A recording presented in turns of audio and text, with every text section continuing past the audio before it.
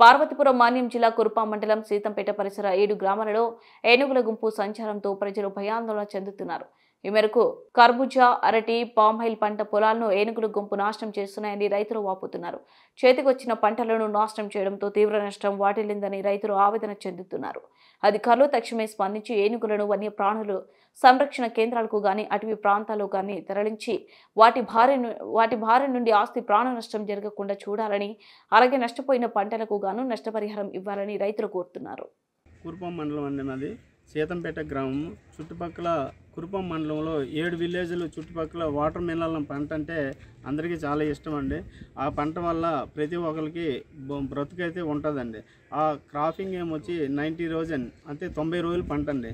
వాటికి పెట్టుబడి ఎకరానికి 60,000 సుమారుగా అవుతుందండి. దాని ఇన్కమ్ కూడా ఎకరానికి 3 లక్షల పంట వస్తుందండి. కానీ ఆ పంట ప్రతి ఒక్కరూ కూడా మా ఏరియాలో 500 ఎకరాలు 600 ఎకరాలు సుమారుగా ఉంటుందండి.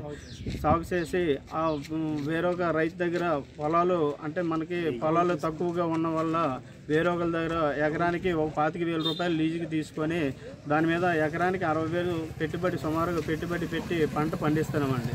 వీటి వల్ల ఏమవుతుందంటే మనకు ఉన్న ఏనుగులు సంచలనం వల్ల గత 10 సంవత్సరాల నుంచి మా ఏరియాలో ఏనుగులు ప్రభావం వల్ల కొంతమంది రైతులు చాలా ఇబ్బంది పడుతుంటారండి.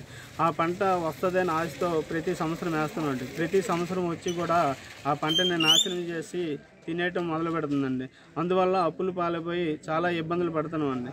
ఈ ఆత్మహత్యలు కూడా గురవడానికి కారణం అవుతుంది. కనుక ఈ గత ప్రభుత్వం కూడా ట్రై చేసిందండి. వేనుగులు తరలించి వేరొక చోట మార్గం పంపిస్తామన్నారండి. కానీ అవ్వలేదు. ఈ ప్రభుత్వం కూడా చెయ్యాలని మరీ కోరుచున్నామండి. దానివల్ల ఈ ఏనుగులు వేరొక చోట మరలిస్తే రైతులు అందరం బాగుంటాం, ఇన్కంలోకి వస్తాం, మా బాధలు కూడా వడ్డీక్కుతాయని మరీ కోరుచున్నాం సార్.